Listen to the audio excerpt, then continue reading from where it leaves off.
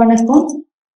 இன்னைக்கு நம்ம என்ன பார்க்க போறோம் அப்படின்னா டே ஷீட் 2 பயாலஜியில classification of living organisms and evolution.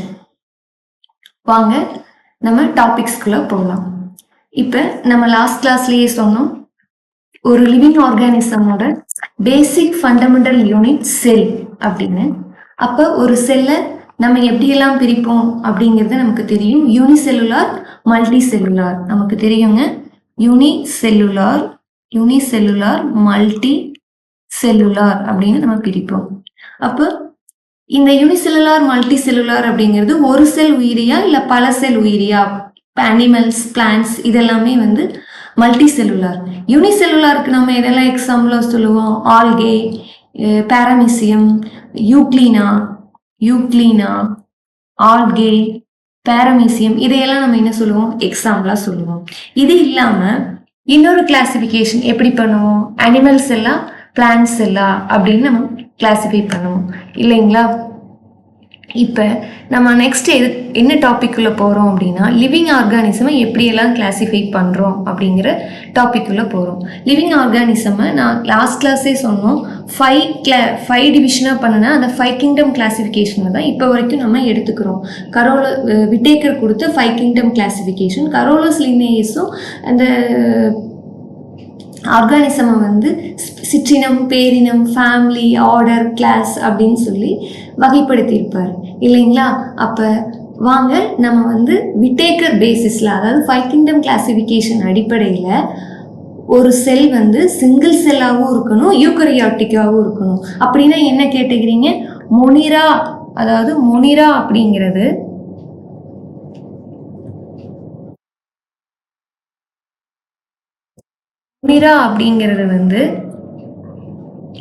Monera அப்படிங்கிறது என்ன கேட்டகரியில் வரும் அப்படின்னா ப்ரோகரியாட்டிக் தான். ஆனால் அது மல்டி செல்லுலாராகவும் இருக்கலாம், யூனிசெல்லுலாராகவும் இருக்கலாம். அடுத்தது புரோட்டிஸ்டா எப்படி அப்படின்னா அது கண்டிப்பாக யூகரியாட்டிக் தான். அதாவது மொனிராவை தவிர மற்றது எல்லாமே என்னதான்? யூகரியாட்டிக் தான். ஆனால் புரோட்டிஸ்டா அப்படிங்கிறது ஆல்வேஸ் யூனிசெல்லுலார். அப்போ பாருங்க, யூனிசெல்லுலார்னா சிங்கிள் செல். அப்போ ஆல்வேஸ் சிங்கிள் செல்லாகவும் இருக்கணும், யூகரியாட்டிக்காகவும் இருக்கணும். அப்படின்னா இது என்ன கேட்டகரியில் வருதுங்க? புரோட்டிஸ்டா அப்படிங்கிற கேட்டகரியில் வருது. அப்போ இது ரிப்பீட்டட் கொஸ்டின். அதே மாதிரி பாக்டீரியா என்ன கேட்டகரியில் வரும்னு கேட்டால் மொனிரா. பாக்டீரியா என்ன கேட்டகரியில் வரும்? மொனிரா அப்படிங்கிற கேட்டகரியில் வரும். பாக்டீரியா என்ன கேட்டகரியில் வரும்? மொனிரா அப்படிங்கிற கேட்டகரியில் வரும். இதே பாக்டீரியா என்ன கேட்டகரியில் வரும்? மொனிரா அப்படிங்கிற கேட்டகரியில் வரும்.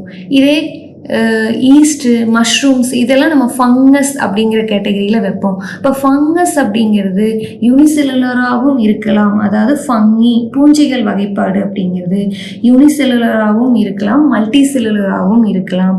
ஆனால் அது கண்டிப்பாக என்னதான்? யூகரியாட்டிக் தான். அப்போ 5 கிங்டம் கிளாசிஃபிகேஷன்லேருந்து ஒரு கொஸ்டின் கேட்டால் எப்படி கேட்பாங்கன்னா, ஒரு ஆர்கானிசம் கொடுத்துருவாங்க. ஒரு ஆர்கானிசம் கொடுத்துட்டு ஒரு ஆர்கானிசம் நமக்கு கொடுத்துட்டு அந்த ஆர்கானிசம் மல்டி செல்லுலாரா, யூனிசெல்லுலாரா, ப்ரோகரியாட்டிக்கா, யூகரியாட்டிக்கான்னு நமக்கு கேட்பாங்க. ஸோ இந்த கேட்டகரியிலிருந்து நமக்கு ஒரு கொஸ்டின் எதிர்பார்க்கலாம். அதுக்கு அடுத்தது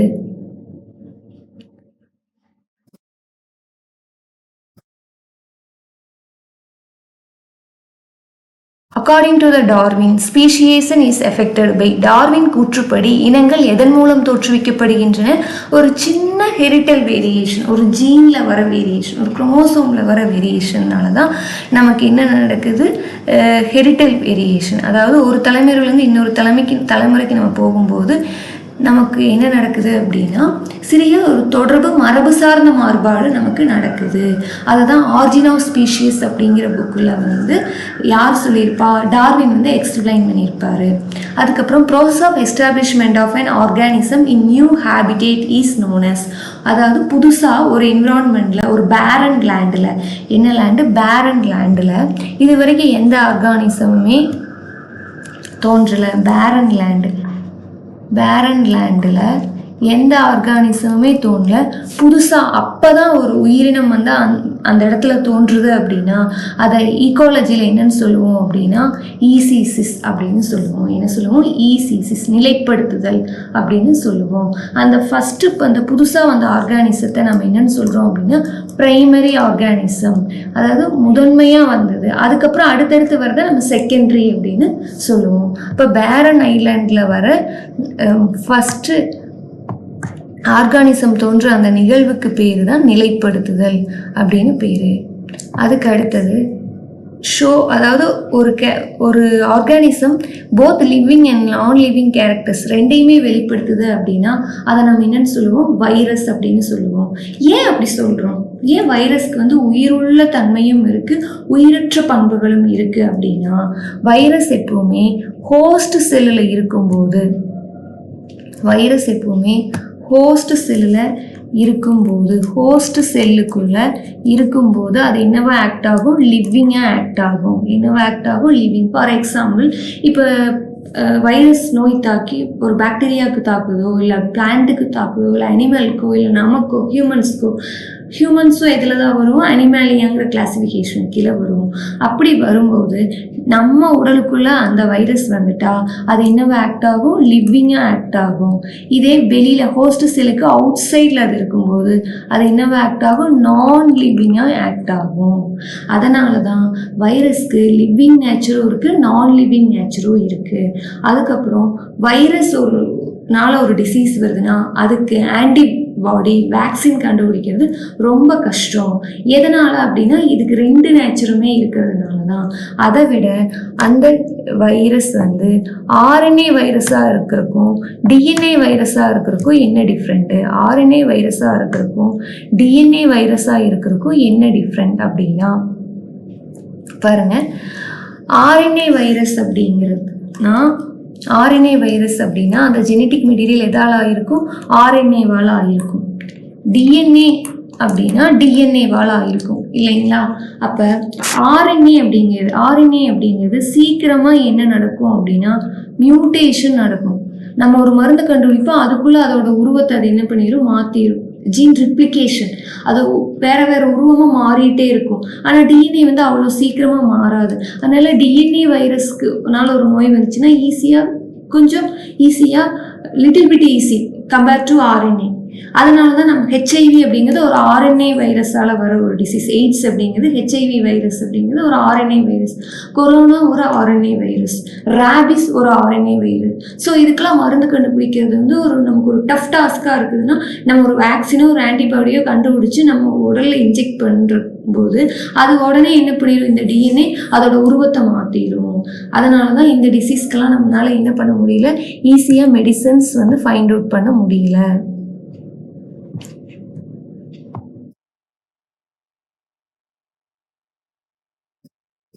அதுக்கு அடுத்தது பாருங்க, which is known as a terror of Bengal. Terror of பெங்கால்னு நம்ம எதை சொல்கிறோம் அப்படின்னா, அதாவது ஐகோர்னியா தாவரம் அப்படிங்கிறத ஏன் டெரர் ஆஃப் பெங்கால் அப்படின்னு நம்ம சொல்கிறோம்? அதுக்கு என்ன ரீசன்? அது வந்து அங்கே ஒரு பெரிய ஒரு தாக்கத்தை ஏற்படுத்துறதுனால பெங்கால் ரீஜியனில் நம்ம என்னென்னு சொல்கிறோம்? ஐகோர்னியா பிளான்ட்டை வந்து டெரர் ஆஃப் பெங்கால் அப்படின்னு சொல்கிறோம். இது ஒரு ஃபேக்சுவல் கொஸ்டின். இந்த மாதிரி ஏதாவது ஒரு கொஸ்டின் தான் இருக்கும். மேக்ஸிமம் பாட்னி சுவாலஜியை பொறுத்தளவு ஃபேக்சுவல் கொஸ்டின்ங்கிறது ஒரு 1 or 2 கொஸ்டின்ஸ் இருக்கும். ஒரு பிளான்ட்டோட நேம் கொடுத்துட்டு இது வந்து ப்ரோகரியாட்டிக்கா, சரி ஒரு பிளான்ட்டோட நேம் கொடுத்துட்டு அது வந்து டெரிடோஃபைட்டா இல்லை ஜிம்னோஸ்பெர்மா, ஆஞ்சியோஸ்பெர்மான்னு கேட்பாங்க. இந்த குரூப் 4ல் நடந்து முடிந்த குரூப் 4ல் கூட நமக்கு அந்த மாதிரி ஒரு கொஸ்டின் இருந்துச்சு. ஸோ அது வந்து நம்ம எல்லாத்தையுமே மனப்பாடம் பண்ண முடியாது. நம்மளோட மெமரி பேஸ்டு கொஸ்டின், நமக்கு எந்த அளவுக்கு பேக் அண்ட் நாலேஜ் இருக்கோ அதை வச்சு எலிமினேஷன் மூலமாக அந்த ஆன்சர் போடலாம். அது தப்பானாலும் பிரச்சனை இல்லை. கான்செப்சுவல் கொஸ்டினில் நம்ம என்ன பண்ணிடக்கூடாது? நம்ம தப்பு பண்ணிடக்கூடாது. அடுத்தது பாருங்கள், DAS is a dynamic process by which an organism maintains and controls its internal environment despite disturbances from external forces. அதாவது டேஷ் என்பது ஒரு மாறும் செயல்முறையாகும். இதன் மூலம் ஒரு உயிரினம் அதன் உள் சூழலை வந்து நிலையா வைத்திருக்கிறது. உள் சூழலை வெளிப்புற சக்தியிலிருந்து தொந்தரவுகள் இருந்த போதிலும் பராமரிக்கிறது மற்றும் கட்டுப்படுத்துகிறது. இது நம்ம லாஸ்ட் கிளாஸ்லயே சொன்னோம். ஹோமியோஸ்டாட்டிஸ் அப்படின்னு சொன்னோம். ஹோமியோஸ்டாட்டிஸ். அதே ஹீமோஸ்டாட்டிஸ் அப்படின்னா நம்ம பிளட் ப்ளீட் ஆகிற ப்ராசஸ் ஹீமோஸ்டாட்டிஸ்னும், ஹோமியோஸ்டாட்டிஸ்னா நம்மளோட உள்ள இருக்கிற என்விரான்மெண்ட்ல கரெக்டான பிஹெச் நம்மளோட பிளட் ப்ரெஷர், அந்த பிளட்ல இருக்கிற காம்போனன்ட்ஸ் இதை எல்லாமே நம்ம ஸ்டேபிளாக வச்சுட்டோம் அப்படின்னா அந்த ப்ராசஸ்க்கு பேர் தான் என்ன அப்படின்னா ஹோமியோஸ்டாட்டிஸ் அப்படின்னு நம்ம லாஸ்ட் கிளாஸ்லேயே பார்த்துட்டோம். இதுவே ஹீமோ அப்படிங்கிற வேர்டு வந்துச்சு அப்படின்னா அதுதான் பிளட் ப்ளீடிங் அப்படின்னு சொல்கிறோம். நமக்கு வந்து ரத்தத்தில், அதாவது கை கால் முறிவு ஏற்படும் போது ரத்த கசிவு ஏற்படுது. அது கொஞ்ச நேரத்துக்கு அந்த கசிவு இருக்கும், அதுக்கப்புறம் அது ஸ்டாப் ஆயிடும். அதுக்கு என்ன காரணம்? பிளட்ல இருக்கிற பிளேட்லெட்ஸ். அந்த பிளேட்லெட்ஸ் வந்து என்ன பண்ணுது அப்படின்னா ஃபைப்ரினோஜன் அப்படிங்கிற ஒரு காம்பவுண்டை உருவாக்குறதுனால அந்த ரத்த கசிவு வந்து கொஞ்ச நேரத்தில் நின்றும் அப்படின்னு நம்ம பார்த்துருக்கோம். அது லாஸ்ட் கிளாஸ்லேயே நம்ம பார்த்துட்டோம். அடுத்தது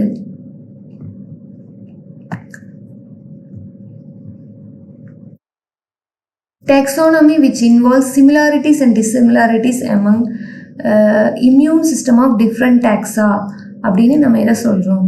பல்வேறு வகைப்பட்ட தாவர நோய் எதிர்ப்பு மண்டலத்தின் ஒற்றுமைகள் வேற்றுமைகள் பற்றி செரோடாக்சானமி அப்படிங்கிற ஒரு வகைப்பாடு தான் அதை சொல்லுது. ஒரு இம்யூன் சிஸ்டமில் டிஃப்ரெண்ட் டாக்ஸாஸ் இருந்தாலும் அது ரெண்டுக்கும் என்ன சிமிலாரிட்டி இருக்குது, ரெண்டுக்கும் என்ன டிஸ்சிமிலாரிட்டி இருக்குது அப்படிங்கிறத பற்றி பேசுகிறது தான் செரோடாக்சானமி. அடுத்தது system of animal classification used nowadays. எப்படி வந்து இப்போ இருக்கிற விலங்குகளின் வகைப்பாடு வந்து நேச்சுரல் கிளாசிஃபிகேஷனுங்கிற கான்செப்டுக்கு கீழே நம்ம பயன்படுத்துகிறோம். இப்போ இருக்கிற அனிமல் கிளாசிஃபிகேஷன், இந்த வேர்டு முக்கியம். பொதுவான கிளாசிஃபிகேஷன் அவங்க சொல்லலை, அனிமல் கிளாசிஃபிகேஷன்னு சொல்கிறாங்க. ஸோ இந்த அனிமல் கிளாசிஃபிகேஷன் நவடேஸ் எதை பேஸ் பண்ணி இருக்குது அப்படின்னா நேச்சுரல் கிளாசிஃபிகேஷன், இயற்கை வகைப்பாடு அப்படிங்கிற பேசிஸில் இருக்குது. அதுக்கு அடுத்தது வாங்க லோவஸ்ட் கேட்டகிரி இன் டாக்ஸானமிக் ஹைரார்கி. இது ரொம்ப ரொம்ப முக்கியம். இது ரிப்பீட்டட் டிஎன்பிசி கொஸ்டின். இப்போ கடந்த ஒரு 4-5 வருஷமாக தான் கேட்கறது இல்லை. அதுக்கு முன்னாடி இந்த பாட்னி அப்படின்னாலே இந்த கேள்வி கண்டிப்பாக இருக்கும். அதாவது இதுக்குள்ளேயே அடிப்படை இது என்ன? சிற்றினம், ஸ்பீஷியஸ். அப்போ அதை நம்ம எப்படி சொல்லுவோம் அப்படின்னா ஸ்பீஷியஸ், அதுக்கப்புறம் ஜீனஸ்ங்கிறது பேரினம், அதுக்கப்புறம் என்ன இருக்கும்? ஃபேமிலி, ஆர்டர், அதுக்கப்புறம் கிளாஸ்க்கு அப்புறம் என்ன இருக்கும்? கிளாஸ்க்கு அப்புறம் என்னங்க இருக்கும்? ஃபைலம், அதுக்கப்புறம் கிங்டம். ஃபைலம்க்கு அப்புறம் என்ன இருக்கும்? கிங்டம். அப்போ சிற்றினம், பேரினம், குடும்பம், கிளாஸ், அதாவது ஃபேமிலி, கிளாஸ் வகுப்பு, சரி ஆர்டராக இருக்கணும். அதுக்கப்புறம் கிளாஸ் வகுப்பு, அதுக்கப்புறம் ஃபைலம் அப்படிங்கிறது தான் வந்து என்ன சொல்லுவோம்? தொகுதி. அப்புறம் கிங்டம். இதுதான் கிளாசிஃபிகேஷன். எப்பவுமே என்ன கேட்டிருக்காங்க அப்படின்னா இந்த அடிப்படை லோவஸ்ட் கேட்டகரி இது, இந்த சிற்றினமை தான் அவங்க டார்கெட் பண்ணியிருக்காங்க. இல்லைன்னா இந்த ஆர்டர் கேட்பாங்க. இப்போ நல்லா சிற்றினம், பேரினம். சிற்றினம் தான் கீழே, அதுக்கப்புறம் பேரினம், அதுக்கப்புறம் என்ன வரும்? குடும்பம், வரிசை, வகுப்பு, தொகுதி அப்படின்னு லைனாக போகும். இந்த ஹைரார்கியை கொடுத்தது யாரு அப்படின்னா கரோலஸ் லின்னேயஸ். அதுக்கு அடுத்தது பாருங்க Bloom's taxonomy of educational objective அப்படிங்கிற இவர் ஒரு கிளாசிஃபிகேஷன் டாக்ஸானமியில் கொடுத்துருக்காரு. அது வந்து எதை சார்ந்தது அப்படின்னா அறிவுசார், உளசார், உள இயக்கம் சார்ந்த, அதாவது கோக்னிட்டிவ் எஃபெக்ட்ஸ் இருக்கும், அஃபெக்டிவ்ஸ் இருக்கும், சைக்கோமோட்டார் டொமைன்ஸ், இது எல்லாமே சார்ந்தது தான் Bloom's taxonomy of educational objectives அப்படின்னு சொல்கிறோம். When the bacterium is placed in nutrient solution, it moves positively towards the nutrient solution. Hence the phenomena is known as. இது வெரி இம்பார்ட்டன்ட். இது ப்ரீவியஸ் இயரில் ரிப்பீட்டடாக கேட்ட ஒரு கொஸ்டின். அதாவது ஒரு நியூட்ரியன் சொல்யூஷன் இருக்குது, அதுக்குள்ளே நீங்கள் பாக்டீரியாவை அனுப்புகிறீங்க அப்படின்னா அந்த நியூட்ரியன் சொல்யூஷனில் எங்கே டென்சிட்டி அதிகம், எங்கே அந்த நியூட்ரியன் ஓட வேல்யூ அதிகமாக இருக்கோ அதை நோக்கி என்ன பண்ணும் அப்படின்னா இந்த பாக்டீரியா மூவ் ஆகும். அந்த ப்ராசஸ்க்கு பேர் தான் நம்ம என்ன சொல்கிறோம் சயின்ஸில் ஹீமோஸ்டாக்சிஸ். என்னன்னு சொல்கிறோம்? ஹீமோடாக்சிஸ் அப்படின்னு சொல்கிறோம்.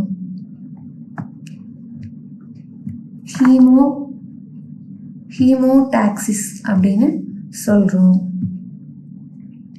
ஹீமோடாக்சிஸ் அப்படின்னு சொல்கிறோம். எங்கே நியூட்ரியன் கண்டென்ட் அதிகமாக இருக்கோ அதை நோக்கி தான் என்ன பண்ணும் பாக்டீரியா மூவ் ஆகும்.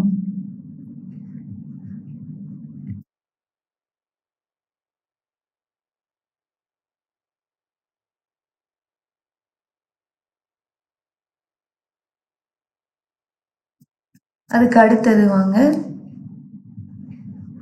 present form of the world was created by organic evolution. Evolution நடந்துகிட்டே தாங்க இருக்கும். ஜீன் மியூட்டேஷன் நடக்க எவல்யூஷன் நடக்கும். ஒரு புதிய உயிரினம் உருவாகும். அந்த புதிய உயிரினம் இந்த காமன் வேர்ல்டில், இந்த ரியல் டைம் வேர்ல்டில் அதை தக்க வைக்கிறதுக்கு, அது உயிர் வாழ்றதுக்கு என்ன பண்ணணுமோ அந்த அடாப்டேஷனை ஃபாலோ பண்ணணும். அதை தான் என்னன்னு சொல்லுவோம்னா என்விரான்மெண்ட் ஈக்காலஜியில் அடாப்டேஷன். அந்த புது என்விரான்மெண்ட்டுக்கு அது அடாப்ட் ஆகும். அதே மாதிரி ஃபார் எக்ஸாம்பிள் இன்வேசிவ் ஸ்பீசிஸ் வருதுன்னு வைங்களேன். இன்வேசிவ்னா வேறு நாட்டிலேருந்து வேறு கண்ட்ரிலேருந்து புது என்விரான்மெண்ட்லேருந்து வேற ஒரு என்விரான்மெண்ட்டுக்கு வர்றது தான் இன்வேசிவ் ஸ்பீசிஸ். அது நம்ம புது என்விரான்மெண்ட்டுக்கு வந்து என்ன அதை அடாப்ட் பண்ணிக்கும். அதே மாதிரி தான் அதில் ஹியூமன்ஸ் ஆகட்டும் பிளான்ட்ஸ் ஆகட்டும் அதோட ஜீனில் ஒரு வேரியேஷன் நடக்குது அப்படின்னா அப்போ ஒரு புது உயிரினம் உருவாகுது. நியூ ஆர்கானிசம் ஃபார்ம் ஆகுது. அந்த நியூ ஆர்கானிசம் ஏன் ஃபார்ம் ஆகுது அப்படின்னா எவல்யூஷன். ஒன்றும் இல்லை, எவல்யூஷன்.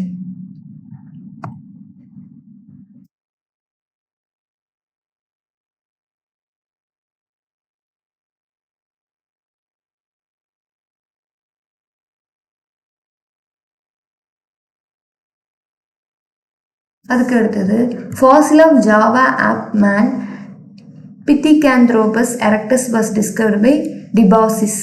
அதாவது டிபோசிஸ்னு சொல்லலாம். இது ஒரு ஃபேக்சுவல் கொஸ்டின். இந்த கொஸ்டின்லேருந்து நம்ம என்ன இன்ஃபர் பண்ணுறோம் அப்படின்னா மனிதனுடைய மூதாதையர்கள் ப்ரிமிட்டிவ் ஸ்டேஜ் என்ன அப்படிங்கிறத நம்ம பார்த்துக்கணும். இது வந்து ஒரு ஆந்த்ரோபாலஜியில் இது ஒரு முக்கியமான ஒரு டாப்பிக்கு. ஆந்த்ரோபாலஜி ஆப்ஷனல் படிக்கிறாங்க யூபிஎஸ்சியில் அப்படின்னா மேனோட ப்ரிமிட்டிவ் ஸ்டேஜஸை நிறைய டீட்டெயிலாக படிப்பாங்க. பித்தோகாந்த்ரோபஸ் எரெக்டஸ்னால் அதோட கேரக்டர்ஸ் எல்லாம் என்ன, அதோட ஃபாசில்ஸ் எல்லாம் எங்கே கிடைக்கிது, அதுலேருந்து எப்படி மனித இனம் உருவாச்சு அப்படிங்கிற மாதிரி படிப்பாங்க. நமக்கு இது ஒரு ஃபேக்சுவல் கொஸ்டின் தான். இந்த மாதிரி கொஸ்டின்ஸ் 1-2 தான் நான் சொன்னேன் பார்த்தீங்களா. நம்மளுடைய ஃபேக்சுவல் கொஸ்டின் அப்படிங்கிறது வெரி ரேர். 1 or 2 கொஸ்டின்ஸ் வரும். அதை நம்ம எதுவும் பண்ண முடியாது.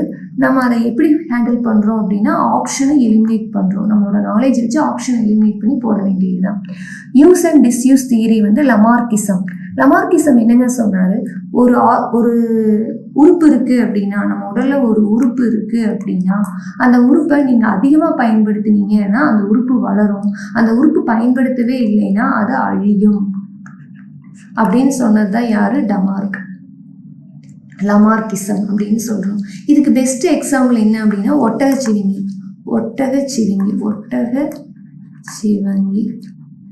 ஏன் ஒட்டகச்சிவிங்கி சொல்கிறோம்? அது கழுத்து நீண்டு இருக்கு இல்லைங்களா? அப்போ அது எட்டி மரத்தில் இருக்கிற செடி கொடியெல்லாம் சாப்பிட்டதுனால தான் அந்த கழுத்து நீண்டுருச்சு அப்படிங்கிறது லமார்க் சொல்லியிருப்பாரு. அதை எல்லாரும் அதை அக்செப்ட் பண்ணல. அதில் குறைபாடுகள் இருக்குது. ஆனாலுமே வந்து ஆரம்பத்தில் லமார்க்கிசம் சொன்னது ஒரு சில உயிரினங்களுக்கு அதோட எவல்யூஷனுக்கு அது பொருந்துற மாதிரி இருந்ததுனால அந்த கொள்கையை நம்ம படிக்கிறோம். அப்போ உறுப்பு பயன்படும் போது அது வளருது, உறுப்பு பயன்படாத போது அது அழியுதுன்னு யார் சொன்னார்னா லமார்க் அப்படின்னு சொல்லியிருப்பார். நேச்சுரல் செலெக்ஷன் தியரி நம்ம ஆல்ரெடி பார்த்துட்டோம். டார்வின் அப்படின்னா என்ன அப்படின்னா ஒரு புது என்விரான்மெண்ட்டுக்கு ஒரு ஆர்கானிசம் வரும்போதோ இல்லை ஒரு ஜீனில் ஒரு மியூட்டேஷன் ஏற்பட்டு ஒரு புதிய ஆர்கானிசம் உருவாகுது அப்படின்னா அந்த ஆர்கானிசம் அந்த புது என்விரான்மெண்ட்டுக்கு ஃபிட் ஆகிரும். அதான் சார்லஸ் டார்வின் என்ன சொன்னார்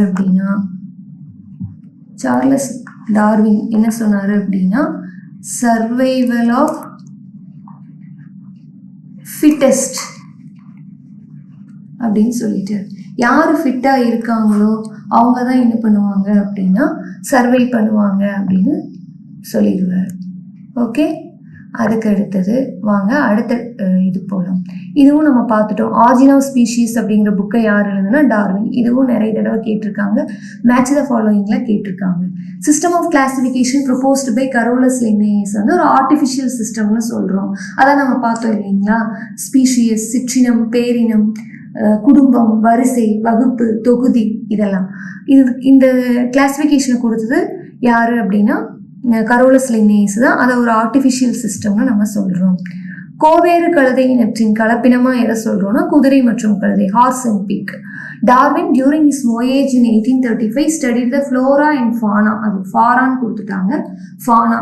அது எந்த ஐலாண்டுக்கு போவாருன்னா கலபாகஸ் ஐலாண்டில் போய் தான் அந்த அவருடைய நேச்சுரல் செலெக்ஷன் தியரி வந்து அவர் அனலைஸ் பண்ணுவார். அதில் அவர் சொன்னதான் சர்வைவல் ஆஃப் ஃபிட்டஸ்ட் அப்படின்னு சொல்கிறாரு. அதுக்கப்புறம் டார்வினோட கோட்பாட்டில் சில குறைபாடுகள் இருக்கு. அந்த குறைபாட்டை களையறதுக்காக வந்தது தான் என்ன அப்படின்னா, அந்த குறைபாட்டை களைவதற்காக வந்த ஒரு தியரி தான் நியோ டார்வினிசம்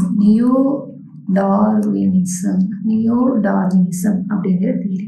அப்போ இன்னைக்கு நம்ம ஓவராலாக கிளாஸ்ல என்ன பார்த்தோம் அப்படின்னா, செல், அதோட 5 கிங்டம் கிளாசிஃபிகேஷன், அதுக்கப்புறம் எவல்யூஷன்ல என்ன தியரிஸ் எல்லாம் இருக்கு, டார்வினோட தியரி என்ன, லமார்க்கோட தியரி என்ன, கரோலஸ் லின்னேயஸோட தியரி என்ன அப்படின்னு பார்த்தோம். இதுலயே நமக்கு நியோ டார்வினிசம் பாருங்க. அதுக்கப்புறம் மியூட்டேஷன் தியரின்னு ஒரு தியரி இருக்கு. ஜீன் மியூட்டேஷன் எப்படி நடக்குது அப்படிங்கிறது நமக்கு முக்கியம். அப்போ இது எல்லாமே எதில் கவர் ஆகும் அப்படின்னா 12th ஸ்டாண்டர்ட் பயோஸ்வாலஜி புக்கில் பாருங்கள். அதில் டார்வினிசமும் இருக்கும், நியோ டார்வினிசமும் இருக்கும், மியூட்டேஷன் தியரியும் இருக்கும். அப்போ கன்ஃபார்மாக இந்த எல்லா தியரியும் எப்படி படிக்கணும், இப்போ இருக்கிற ஷார்ட் டேஸில் எப்படி படிக்கணும்னா, ஒரு தியரியை இப்போ யூஸ் அண்ட் டிஸ்யூஸ் தியரினா கண்ணை மூடிட்டு நம்ம சொல்லிடணும் அது லமார்க்கு தான் கொண்டு வந்தார் அப்படின்னு. நேச்சுரல் செலெக்ஷன் தியரினா டார்வின். மியூட்டேஷன் தியரி அப்படின்னா என்ன, ஒரு தியரி அது யார் சொன்னால் அதில் சொல்கிற கோர் கான்செப்ட் என்ன, அதுக்கு அவங்க சொன்ன எக்ஸாம்பிள்ஸ் என்ன, அதில் இருக்கிற ட்ராபேக்ஸ் என்ன, வாட் இஸ் வாட், ஏன்னா நம்ம ப்ரிலிமினரி தான் எழுத போகிறோம், அந்த அளவுக்கு நம்ம தெரிஞ்சுட்டா போதும். வணக்கம். இப்போ நம்ம பார்த்ததுல இதுதான் ஓவரால் செல் தியரி லாஸ்ட் கிளாஸில் பார்த்தோம். இந்த இதில் நம்ம என்ன பார்த்துருக்கோம் அப்படின்னா கிளாசிஃபிகேஷன் பார்த்துருக்கோங்க. அதுக்கப்புறம் ஒவ்வொரு எவல்யூஷனை பற்றியும் சயின்டிஸ்ட் என்ன சொன்னாங்கங்கிறது பார்த்துருக்கோம். ஓகேங்க, தேங்க்யூ. நம்ம அடுத்த கிளாஸில் ஜெனட்டிக்ஸ் பற்றி பார்க்கலாம். ஓகேங்களா, எப்படி வந்து எவல்யூஷனுக்கு அடுத்தபடியாக ஜீன் மியூட்டேஷன், ஜெனட்டிக் என்ஜினியரிங்கில் ஜீன் மியூட்டேஷன் கான்செப்ட் எப்படி நம்ம லிங்க் பண்ணுறோம் அப்படிங்கிறத ஒரு வரி வினாக்களில் நம்ம பார்க்கலாம் டே 3ல். Okay, thank you.